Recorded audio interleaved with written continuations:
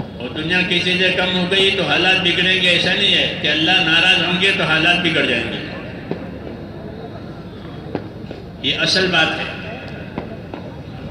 یہ اصل بات ہے. دنیا کی کوئی چیز ہمارے حالات نہیں بنائے گی. اللہ اپنے قدرت سے بنائے گا، ناراض ہوگا تو اپنے قدرت سے بگاڑے گا.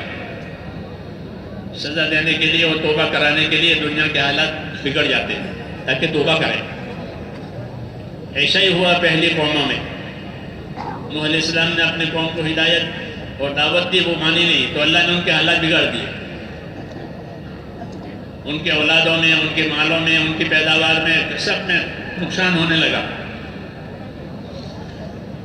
تو نوح علیہ السلام نے فرمایا کہ میں نے تمہیں منع کیا تھا، تم مانے نہیں. اب اللہ کی طرف سے تمہارے کو پریشانی آئی ہے، اس لیے اب بھی موقع ہے، تم توبہ کرو، اپنے گناہوں کو اللہ سے بخشوا لو، اللہ تمہارے حالات پھر سے ٹھیک کر دے گا.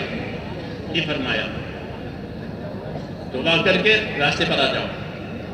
اس کو مشکل مت سمجھو، اور یہ مت سمجھو کہ دین پر آئیں گے تو پھر دنیا کون رہے گی، کہ دنیا برکتوں کے ساتھ ملے گی.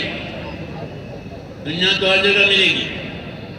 صحیح زندگی گزارے تو ملے گی، غلط زندگی گزارے تو ملے گی. اور کتنی ملے گی کہ جتنی اللہ نے لکھی ہے اتنی ملے گی، اس سے زیادہ نہیں ملے گی. ہاں تھکے گا زیادہ اپنی لالچ میں، اور ملے گا اتنا جتنا اللہ نے لکھا ہے. زندگی بھی اتنی ملے گی جتنی اللہ نے لکھی ہے. جتنی اس کی تمنائیں آرزو ہیں اتنی زندگی نہیں ہوتی. آرزو بہت آگے نکل جاتی ہے اور زندگی تو تھوڑی ہوتی ہے، حدیثوں میں ہے. اس لیے میرے بھائیوں، ہماری دعوت کا یہی غرض ہے کہ ہر مسلمان سب سے پہلے اپنے دین بناوے،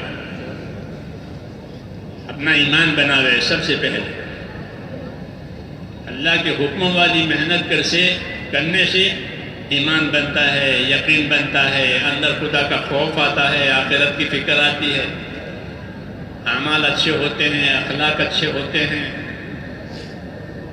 دین کی محنت سے دین آتا ہے. دین کی محنت نہ ہو دین کیسے آئے گا؟ اس لیے اپنا ایمان بنانا ہے یقین والا. آدمی اپنے یقین کے پیچھے چلتا ہے. جو یقین ہوتا ہے اندر اسی سے خوش ہوتا ہے، اسی سے پیچھے چلتا ہے. جس چیز کا یقین ہوتا ہے وہ ملتی ہے وہ چیز تو خوش ہو جاتا ہے. اگر مال کا یقین ہے اور مال ملا تو خوش. عہدے کا یقین تھا، عہدہ ملا کہ خوش. جو بھی شکل پر یقین ہے وہ شکل ملی تو خوش، نہیں ملی تو نہ خوش. یہ دلیل ہے کہ اس کے اندر اسی کا یقین ہے.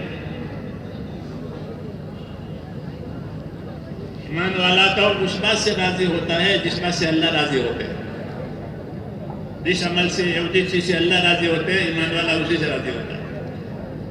ایسا بننا ہے جس کام سے اللہ راضی، ہم اس کے تابع کہ اس کو خوش ہو کر کریں. پھر اللہ راضی ہو کر دنیا آخرت کے حالات بناوے گا. اس لیے اپنے ایمان کی خبر لینی ہے. ایمان کی محنت کرنے سے اندر ایمان بنے گا، اپنے گناہوں کا احساس ہوگا. جی ہاں، ایمان کی محنت کا یہ اثر ہے کہ آدمی ایمان کی محنت میں چلے تو اس کو اپنے گناہ کھلتے ہیں. ہدایت کا نور آتا ہے اندر تو اپنے گناہ کی پٹی کھلتی ہے، تو اس کو اپنے گناہ نظر آتے ہیں کہ میری تو اتنی نمازیں چھوٹی ہے، اور میری تو اتنی زکوٰۃ باقی ہے، میرے تو اتنے روزے گئے ہیں، فلانے کا مال دبایا ہے، فلانے کو ستایا ہے. یہ سب کھلتا ہے اندر، ورنہ گناہ کر کے بھول جاتا ہے. یہ بڑا ظلم ہے کہ گناہ کر کے بھول جاوے، بے فکر ہو جاوے. یہ بڑا ظالم ہے.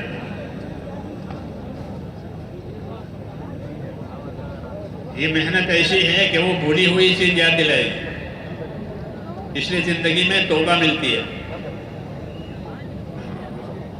اور اگلی زندگی دھیرے دھیرے صحیح بنتی ہے. حرام میں پھنسا تھا تو حرام سے نکل جائے گا. اس محنت کا اثر ہے، اور بہت کے فوائد ہیں. مولانا الیاس صاحب رحمۃ اللہ علیہ فرماتے تھے لوگوں کو اللہ کے راستے میں چلاؤ. جب ان کے قدم اللہ کے راستے میں پڑیں گے تو اندر کا اندھیرا کٹے گا. دلوں میں اندھیرا ہے، غفلت کی وجہ سے، حکموں کو چھوڑنے کی وجہ سے، گناہوں کی وجہ سے اندر اندھیرا ہے۔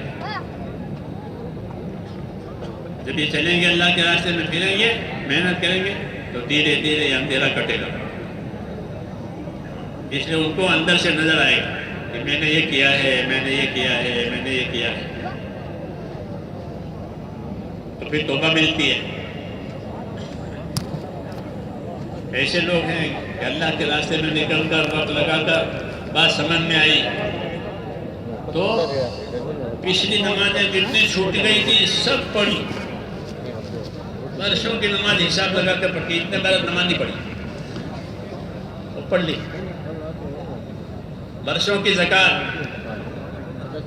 کہ اتنی مدت سے مالدار ہوں، صاحب نصاب ہوں، زکوٰۃ نہیں دی ہے، برسوں کی زکوٰۃ ادا کی۔ کاروبار میں حرام تھا، اب جماعت میں وقت لگایا، فکر پیدا ہوئی کہ حرام کمائی ہے، کہ حرام کمائی اگر پیٹ میں ہے تو اس کے لیے تو دوزخ ہی زیادہ مناسب ہے، حدیثوں میں۔ تو میں تو کما کر کے دوزخ میں جاؤں گا، میری اولاد کھائے گی اور میں دوزخ میں۔ ہاں یہی ہوتا ہے۔ اور فکر پیدا ہوئی تو کاروبار بدل دیا۔ ہم کو سناتے اپنے واقعات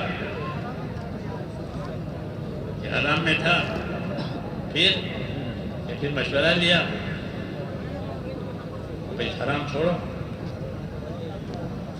جن علماء سے پوچھا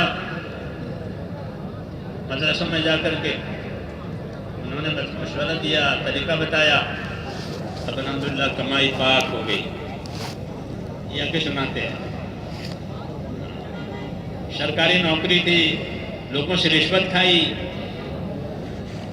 پوچھنے آتے ہیں، ریٹائر ہونے کے بعد جماعت میں وقت لگا، اب فکر ہوئی کہ لوگوں سے رشوت کھائی ہے، اپنے اولادوں کو، اپنے گھر والوں کو رشوت کھلائی ہے۔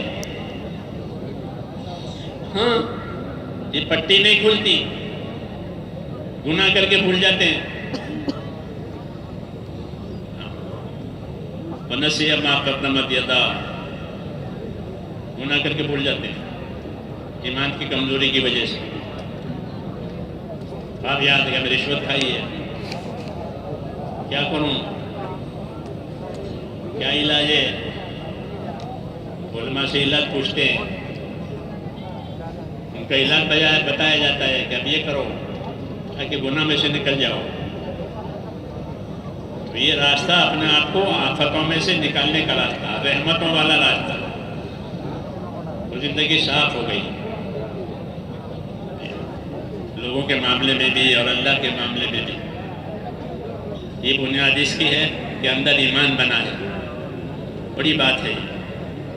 ہم کو اپنے ایمان بنانے کی فکر نہیں ہے، حالانکہ ایمان اصل ہے کہ ایمان یقین تک پہنچ جائے،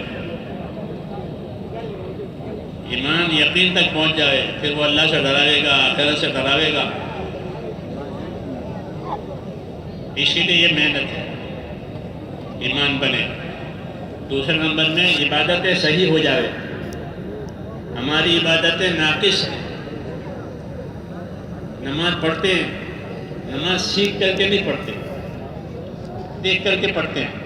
لوگوں کو دیکھ لیا، وضو کرتے ہیں تو وضو کر لیا، دیکھا دیکھی۔ دنیا کے کاموں کو دیکھا دیکھی کوئی نہیں کرتا، سیکھ کر کرتے ہیں۔ نہیں کہ کسی کو گاڑی چلاتے ہوئے دیکھا تو بھی گاڑی چلانے بیٹھ جائے، ایسا کوئی نہیں کرے گا۔ پیدل سائیکل بھی کوئی نہیں چلائے گا جب تک سیکھے گا نہیں۔ دین میں ایسا ہی چلتا جہالت کے ساتھ۔ اس لیے دوسری ذمہ داری، ہم اپنی عبادتوں کو صحیح کریں، نماز، زکوٰۃ پوری ادا کریں علماء سے پوچھ کر، کیونکہ یہ محنت پورے دین کی دعوت ہے، چلوں کی دعوت نہیں ہے فقط۔ یہ فقط چلوں کی دعوت نہیں ہے، چلوں کے ذریعے سے پورے دین پر ڈالنا ہے۔ اس لیے پانچوں ارکان کے فضائل لکھوائے ہیں، کلمے کے فضائل، نماز کے فضائل، زکوٰۃ کے فضائل، روزے کے فضائل، حج کے فضائل، کہ ہر کلمے والا ارکان اسلام کا پابند بنے۔ فضائل سنیں مسجدوں میں، گھروں میں، اور مسائل علماء سے پوچھیں تاکہ ہر رکن صحیح ادا ہو جائے. یہ مطلب ہے کہ عبادتیں صحیح ہو جائے. عبادتوں کو صحیح کرنا پڑے گا کیونکہ غلط چیز کا کوئی بدلہ نہیں ملتا. کھوٹے پیسوں سے کوئی چیز نہیں خرید سکتے. کوئی چیز خریدنی ہے کہ صحیح پیسوں سے خریدیں گے، کھوٹے پیسوں سے نہیں ہوتا. اس لیے عبادت کھوٹی پڑی کہ کچھ نہیں ہوا. نماز کھوٹی ہوئی کہ منہ پر ماری جاتی ہے.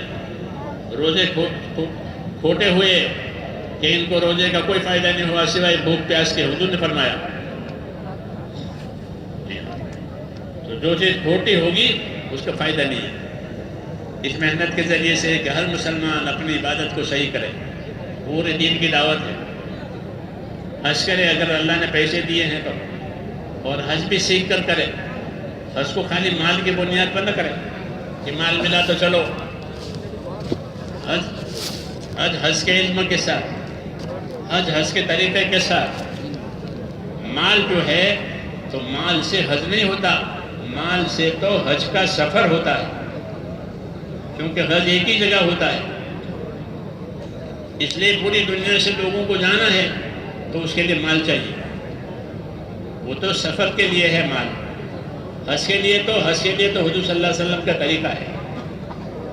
جب آپ صلی اللہ علیہ وسلم نے حج کیا تھا تو سارے لوگوں کو دعوت دی تھی کہ ہمارے ساتھ حج کرو اور حج کا طریقہ سیکھو.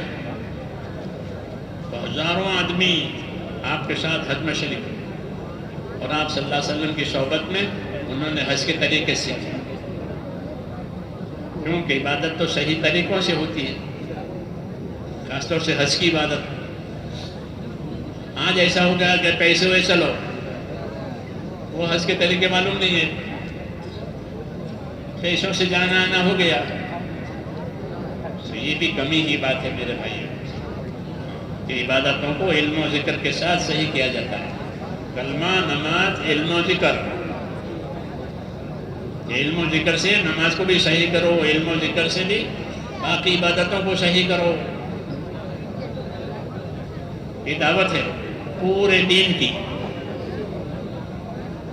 مولانا محمد یوسف صاحب رحمۃ اللہ علیہ نے حاجیوں میں محنت شروع کی تھی، وہ ابھی چل رہی ہے. کیونکہ لوگ ویسے حج کرنے چلے جاتے ہیں پیسے لے کر کے جہالت کے ساتھ. تو آپ نے حاجیوں میں محنت کی تھی اور اس کی کارگزاری سناتے تھے کہ اس حج کی محنت سے کتنا فائدہ ہوا. میں نے بھی سنے. وہ ہمارے ساتھی حاجیوں میں محنت کرتے ہیں تاکہ ان کا حج صحیح ہو جائے. یہ تو غلط عبادت کا کیا نتیجہ نکلے گا. اس لیے اس محنت کے ذریعے سے یہ شعور پیدا کرانا ہے ہر مسلمان میں کہ میرا ایمان، میری عبادتیں صحیح ہو جائے. اس کا جواب دینا پڑے گا. ایسے ہی تیسری بات کہ میرا لوگوں سے تعلق صحیح ہو جائے. دنیا حقوق ادا کرنے کی جگہ ہے اور آخرت اس کا بدلہ پانے کی جگہ ہے. یہ ترتیب ہے. یہاں ایک دوسرے کے حقوق ہوتے ہیں. تو ہمارے دین میں یہ بات ہے کہ دوسروں کے حقوق ادا کر کے زندگی گزارو. جس کا جو حق ہے ادا کرو. اس لیے احکامات نازل ہوئے، علم نازل ہوا تاکہ اللہ کا حق بھی معلوم ہو جائے، بندوں کا حق بھی معلوم ہو جائے. جتنے تعلقات اتنے حقوق، جتنے تعلقات اتنے حقوق. ماں باپ سے تعلق ہے تو ماں باپ کے حقوق ہیں، اولاد سے تعلق ہے تو اولاد کے حقوق ہیں، پڑوس کا تعلق ہے تو پڑوسی کے حقوق ہیں، رشتہ داروں کا تعلق ہے تو رشتہ داری کے حقوق ہیں. دنیا حقوق کی جگہ ہے. دین سیکھ کر حق والے کا حق ادا کرو. یہ حکم ہے. انصاف سے رہو، یہ حکم ہے. جو چیز اپنے لیے پسند کرو وہی دوسروں کے لیے پسند کرو. جو اپنے لیے ناپسند کرتے ہو دوسروں کے لیے ناپسند کرو. یہ حکم ہے. اس کو حقوق کہتے ہیں. اپنے لیے گالی کھانا کوئی پسند نہیں کرتا، دوسروں کو گالی کیسے دی؟ اپنے لیے دعا پسند کرتے ہیں تو دوسروں کے لیے بھی دعا پسند کرو، دعا لو، دعا دو. یہ انصاف کی بات ہے. رسول صلی اللہ علیہ وسلم کو انصاف کا حکم دیا گیا تھا. وہ امرت لأعدل بینکم، مجھے حکم ہے تمہارے درمیان میں انصاف قائم کروں کہ حقدار کا حق مل جائے. جو اپنے لیے پسند کرے وہ دوسرے کے لیے پسند کرے، جو اپنے لیے ناپسند کرے وہ دوسروں کے لیے ناپسند کرے. یہ انصاف ہر وقت فرض ہے. جیسے ظلم ہر وقت حرام ہے، ایسے انصاف ہر وقت فرض ہے. یہ اس محنت کے ذریعے سے سکھایا جاتا ہے کہ میری ذات سے کسی کو کوئی نقصان نہ ہو، نہ اس کے مال کا، نہ اس کی جان کا، نہ اس کے آبرو کا، کوئی نقصان میرے ذریعے سے نہ ہو. حجۃ الوداع میں یہ تعلیم دی تھی حضور صلی اللہ علیہ وسلم کہ دیکھو تمہارے ایک دوسرے کا مال، تمہارے ایک دوسرے کے آبرو، تمہاری ایک دوسرے کی جان، اس کی حفاظت ہونی چاہیے کہ جان، مال، آبرو ہر ایک کی سلامت رہے. دشمنوں کی طرح نہ بنو، یہ فرمایا. کافروں کی طرح نہ بنو، ایک دوسرے کی گردن اڑانے والے. انصاف سے رہو. کونوا قوامین بالقسط، انصاف کے ساتھ رہو.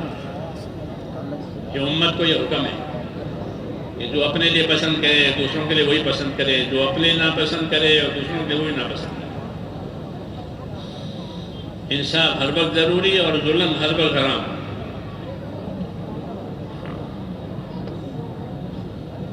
یہ نہیں کہ اپنے فائدے کے لیے دوسروں کو نقصان پہنچاوے. یہ جانور کی بات ہے، جانور یہی کریں، اپنا فائدہ دوسروں کا نقصان. حیوانوں کی زندگی ہے. ہم کو اللہ تعالیٰ نے حیوانیت میں سے نکالا ہے. انسان اور ایمان یہ ہماری نعمت ہے. انسانیت دی، ایمان دیا، اس کا تقاضا یہ ہے کہ جو اپنے لیے پسند کرے وہ دوسرے کے لیے پسند کرے، جو اپنے لیے ناپسند کرے دوسرے کے ناپسند کرے. دشمنوں کے ساتھ بھی انصاف سے رہنے کا حکم ہے.